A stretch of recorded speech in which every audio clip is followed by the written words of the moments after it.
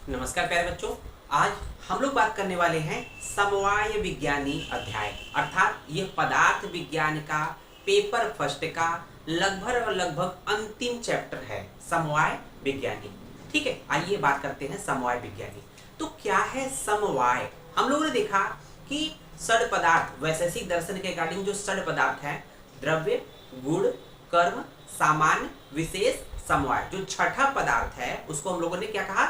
समवाय बोला है। तो समवाय एक पदार्थ है, पहला बात है समवाय एक पदार्थ है। दूसरी चीज की समवाय किसे कहते हैं? तो समवाय जो होता है वे संबंध, समवाय क्या है? समवाय एक तरह से एक संबंध होता है। समवाय क्या है? एक संबंध है, रिलेशन है। वे संबंध या वह संबंध जो कभी टूटे नहीं, अर्थात अटूट संबंध हो। कहने का मतलब वे संबंध जो कभी टूटते नहीं, अर्थात नित्य होते हैं, उसको हम लोग समवाय संबंध कहते हैं। समवाय संबंध को हम लोग डिटेल में पढ़ने से पहले यह जान लेते हैं कि आयुर्वेद में जो है संबंध दो प्रकार का होता है। एक तो होता है संयोग, दूसरा होता है समवाय। तो संयोग जो होता है, आप देख रहे होंगे संबंध आयुर्वेद में दो प्रकार के होते हैं, एक है संयोग, दूसरा है समवाय।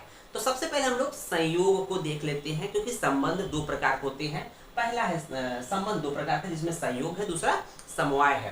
तो संयोग क्या होता है? संयोग का मतलब होता है क्षणिक होता है, अर्थात क्षणिक होता है और अनित्य होता है।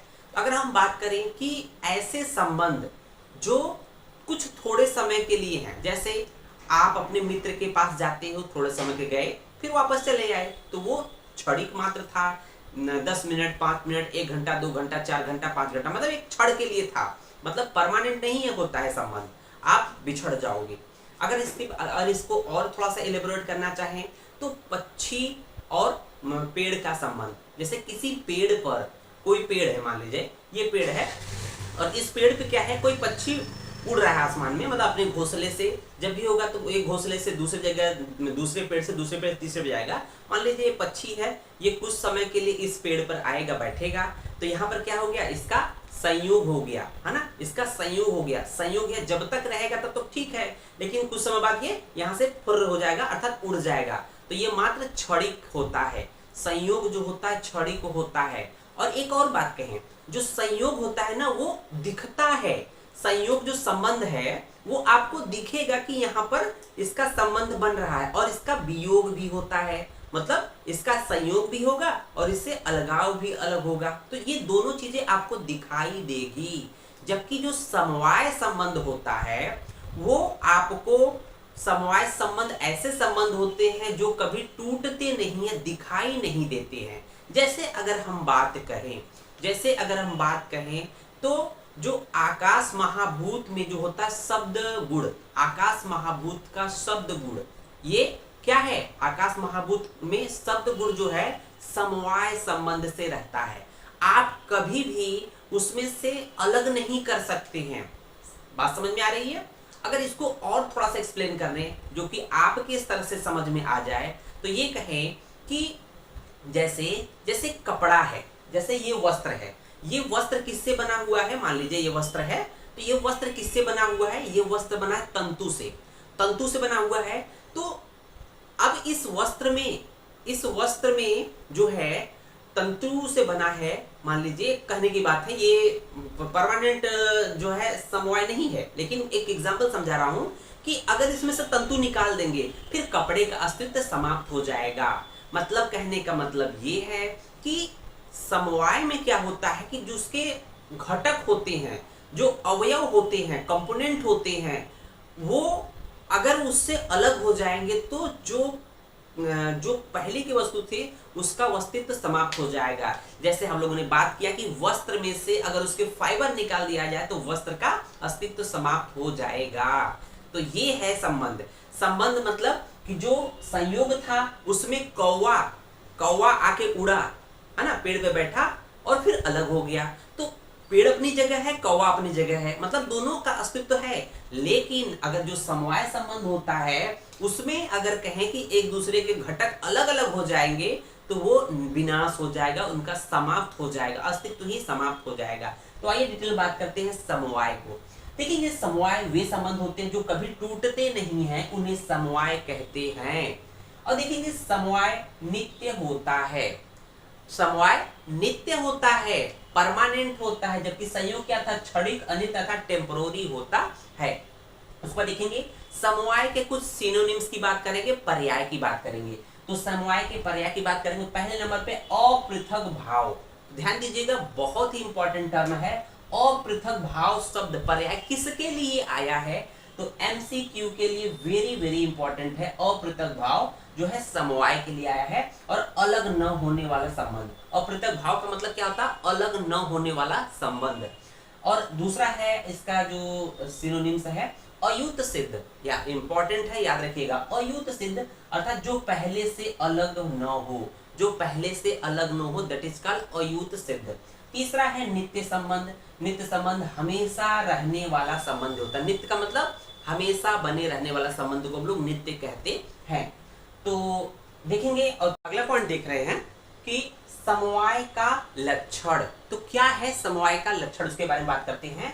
अकॉर्डिंग टू आयुर्वेद या चरक के अकॉर्डिंग सबसे पहले देख लेते हैं कि समवाय का डिफिनीशन या लक्षण क्या है। तो देखिए आचार्य चरक ने सूत्र स्थान के पहले ही चैप्टर में अर्थात दीर्घन द्वितीय अध्याय के श्लोक नंबर 50वां अर्थात हाफ सेंचुरी के नंबर के श्लोक पे पहले चैप्टर में क्या बोला है कि समवायो अपृथक भावो। क्या बोला है, समवायो अपृथक भावो भूम्यादि नाम गुणैर मत।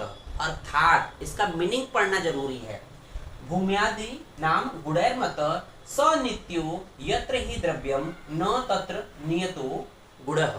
तो इसको मीनिंग कैसे पढ़ेंगे, तो यहाँ पर देखेंगे समवाय किसे कहते हैं, लक्षण क्या है कि भूमि आदि, भूमि का मतलब आकाश वायु, भूमि का मतलब जाएगा जो पृथ्वी महाभूत। तो जो पंच महाभूत के जो गुण होते हैं, जो पंच महाभूत के गुण होते हैं, तो पृथ्वी आदि जो महाभूत होते हैं उनमें जो गुण होते हैं, जो पृथ्वी आदि जो पंच महाभूत होते हैं उनमें स्थित जो गुण होते हैं, जो अर्थात गंध आदि जो गुण हैं, वो जो है जो द्रव्य में अर्थात इस पंच महाभूतों में, अर्थात इस पंच महाभूत में जो इनके गुण होते हैं वो अपृथक भाव अर्थात अपृथक भाव संबंध से रहते हैं, उसे ही समवाय कहते हैं।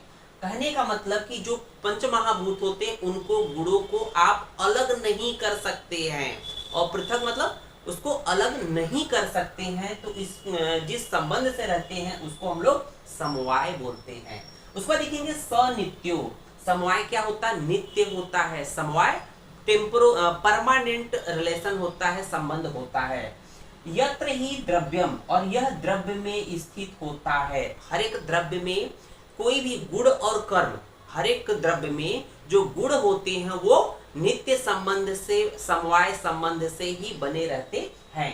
न तत्र नियतो गुण, और ये जो गुण होते हैं वो नियत संबंध से रहते हैं। द्रव्य में जो गुण होते हैं नित्य होते हैं, ठीक है ना। उसको देखेंगे चरक के बाद आचार्य चक्रपाणी ने जो समवाय के लक्षण बोले हैं, तो देखेंगे अपृथक भाव इति लक्षणम, अर्थात अपृथक भाव इति लक्षणम। तो जो द्रव्यों में एक अपृथक भाव होता है अर्थात अलग न होने वाला लक्षण होता है, दैट इज कॉल्ड समवाय। अगला पॉइंट देख रहे होंगे तेन आधारणम आधारयो अपृथक भाव सह समवाय इति, अर्थात कि जो आधार और आधार में, आधार और आधेय में अपृथक भाव संबंध होता है उसे ही हम समवाय कहते हैं। आधार और आधेय में जो अपृथक भाव अर्थात संबंध होता है उसे ही हम लोग समवाय संबंध कहते हैं। तो आधार और आधेय को थोड़ा सा एक्सप्लेन और आगे हम लोग करेंगे। उसके बाद देखेंगे वैशेषिक दर्शन में समवाय के लक्षण क्या बोले गए हैं। इह इदम, क्या लिखा है, इह इदम इति यत कार्य कारणयो सह समवाय, अर्थात आप मीनिंग जब देखेंगे कि जिसमें कार्य कारण में ऐसा प्रतीत हो, जिसमें कार्य कारण में ऐसा प्रतीत होता है कि इस आधार में यह आधेय है, अर्थात इसमें यह है, ऐसा भाव उत्पन्न हो, उसे समवाय कहते हैं या समवाय संबंध कहा जाता है। अब आइए देखते हैं कि सिद्धांत मुक्तावली के अकॉर्डिंग कि जो अवयव और अवयवी का जो संबंध होता है, गुण और गुणी का जो संबंध होता है, कर्म और जाति का जो संबंध होता है, क्रिया और क्रियावान में जो संबंध है, उसे समवाय संबंध कहा जाता है। तो ध्यान दीजिएगा, अवयव अवयवी का संबंध, गुण और गुणी का संबंध, कर्म और जाति का संबंध, क्रिया और क्रियावान में जो संबंध होता है उसको हम लोग समवाय संबंध कहते हैं। समवाय मतलब अपृथक भाव अर्थात कभी न टूटने वाला संबंध। अब देखेंगे अवयव अवयवी क्या है। अवयव का मतलब होता है कंपोनेंट, अवयव का मतलब होता है कंपोनेंट, अवयवी का मतलब उस कंपोनेंट से बनी हुई चीजें। जैसे अगर हम कहें लकड़ी क्या है, एक अवयव है, कंपोनेंट है। और मेज क्या है, उसी लकड़ी के कई टुकड़े से, कई कंपोनेंट से बना हुआ पार्ट मेज है, दैट इज कॉल्ड अवयवी। या इसको कह सकते हैं कारण कार्य। क्या है, कारण लकड़ी है, लकड़ी की वजह से क्या बन रहा है, मेज बन रहा है, तो मेज क्या है, कार्य है। तो लकड़ी क्या है, अवयव है, और लकड़ी मेज क्या है, वो आपका अवयवी है। उसी तरह से स्वर्ण और आभूषण, आभूषण किसके थ्रू बना हुआ है, आभूषण तो एक प्रोडक्ट है, लेकिन बना किससे है, मेटल से बना हुआ है, स्वर्ण से बना हुआ। स्वर्ण क्या है, अवयव है, दैट इज कॉल्ड कंपोनेंट। और जो आभूषण है, ज्वेलरी होती है, वो अवयवी में इंक्लूड होती है। अंग प्रत्यंग, सभी अंग प्रत्यंग जब एक सिस्टमेटिक तरीके से शरीर में मतलब एक अरेंज हो जाते हैं, दैट इज कॉल्ड शरीर। तो शरीर क्या है, अवयवी है, जबकि अंग प्रत्यंग अवयव होता है। उसी तरह से गुण और गुणी देखेंगे तो महाभूत दिया हुआ, इसके सामने गुण दिए हैं। तो जो आकाश महाभूत में शब्द गुण होता है, वायु महाभूत में स्पर्श गुण होता है, पृथ्वी महाभूत में गंध गुण होता है, जल महाभूत में रस गुण होता है। अब देखेंगे लास्ट में प्रैक्टिकल एप्लीकेशन ऑफ समवाय। तो इसका मतलब कि इसका हम लोग का व्यवहारिक प्रयोग क्या है, चिकित्सकीय प्रयोग क्या है। जैसे हम लोग बात करते हैं, चिकित्सा करते हैं, चिकित्सा में जो द्रव्य होते हैं, जो औषधियां होती है, औषधि मतलब द्रव्य होते हैं, उसमें जो गुण होते हैं, औषधियों अर्थात द्रव्यों में जो गुण होते हैं, गुण और कर्म के द्वारा चिकित्सा की जाती है। और जो गुण और कर्म अपने द्रव्य में या औषधि में समवाय संबंध से ही बने रहते हैं। तो औषधियों में गुण और कर्म जो होते हैं समवाय संबंध से, जिसकी सहायता से आयुर्वेद के प्रयोजन द्वय अर्थात स्वस्थ से स्वास्थ्य रक्षणम, आतुरस विकार प्रशमनम च की सिद्धि की जाती है। तो इस तरह से हम लोगों ने आपके सामने समवाय विज्ञानी अध्याय को प्रस्तुत किया है। उम्मीद है आपको वीडियो पसंद आया होगा। धन्यवाद।